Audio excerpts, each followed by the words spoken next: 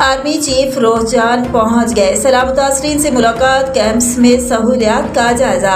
Army chief general Qamar Javed Bajwa मुश्किल वक्त में हमवतनों की दादरसी के लिए पंजाब के जिला राजनपुर के इलाके रोजान पहुंच गए।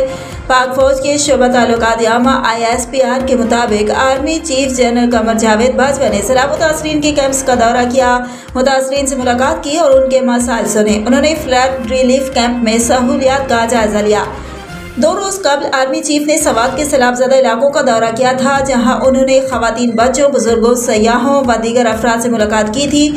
कांजू कैंट हेलीपैड पर मीडिया के नुमाइंदों से मुख्तसर गुफ्तगू करते हुए उन्होंने कहा था कि 2010 के सैलाब में भी सवात में ऐसी ही तबाही हुई थी। दोबारा उन्हें जगहों पर तामीरात करने की इजाज़त देकर गफलत का मुजाहरा किया गया।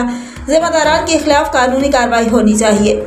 आर्मी चीफ का कहना था कि सैलाब के शदीद नुकसानात का जायजा लेने के लिए सर्वे अभी होना है। सर्वे जिला इंतजामिया और सूबाई हुकूमतें और फौज मिलकर करेंगे। इस वक्त सबसे ज़रूरी कालाम रोड का खुलना है। उम्मीद है कि 6 से 7 दिन में ये रोड को खोल दिया जाएगा। यहाँ फंसे लोगों को निकाल रहे हैं। कालाम में अब बुहरान की सूरत हाल नहीं है। जनरल कमर जावेद बाजवा ने कहा था कि सैलाब ज़दगान की इमदाद के लिए अपील पर बहुत अच्छा रिस्पॉन्स है। मुख्तलिफ फलाही इदारों, सियासी जमातों और अफवाज पाकिस्तान ने रिलीफ सेंटर खोले हैं। NCOC के तर्ज पर हेडक्वार्टर बनाया गया है, जहां इमदाद का डाटा इकट्ठा होगा। जहां ज़रूरत होगी वहां वजीर मनसूबा बंदी हेडक्वार्टर से इमदाद भिजवाएंगे। लोगों का रिस्पांस बहुत अच्छा आ रहा है। कई टन राशन इकट्ठा हो रहा है। राशन का नहीं, असल मसला खैमों का होगा।